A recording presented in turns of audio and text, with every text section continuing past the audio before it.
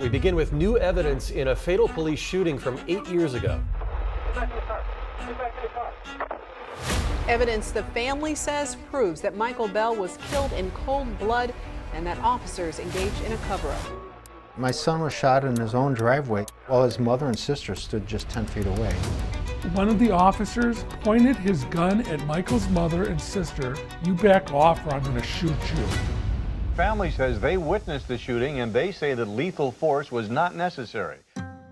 And this cover-up, accusing my son of trying to disarm an officer from his weapon, that didn't occur. I will accept an honest mistake. I'm a military officer. I know that things happen in combat, but lying about it is not something I'm going to accept.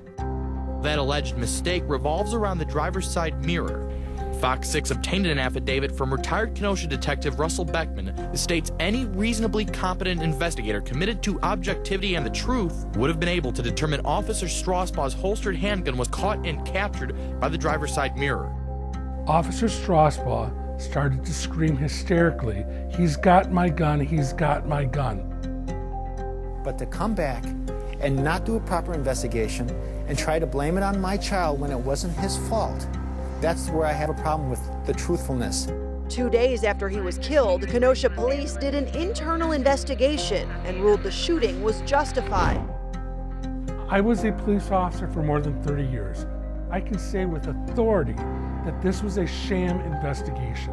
They never got toxicology reports, they never got the autopsy reports. They were just a rush to judgment, a rush to clear these officers. There was none of Michael's DNA on that gun. And how could somebody be involved in a fierce struggle for somebody's weapon when there's no DNA being left?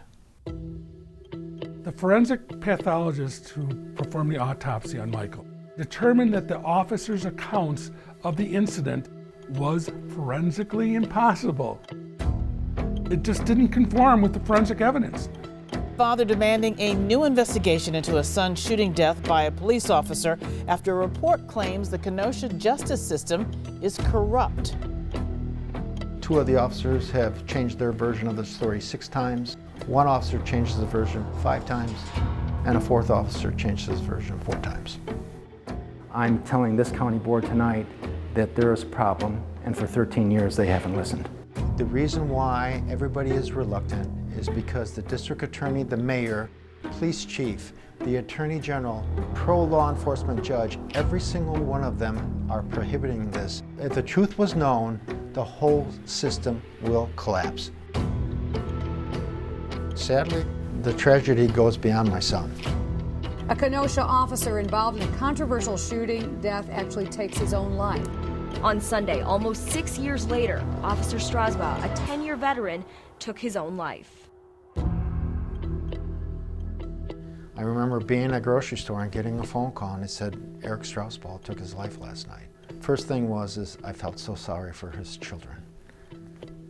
Because he had 2 sons that were going to grow up without a father.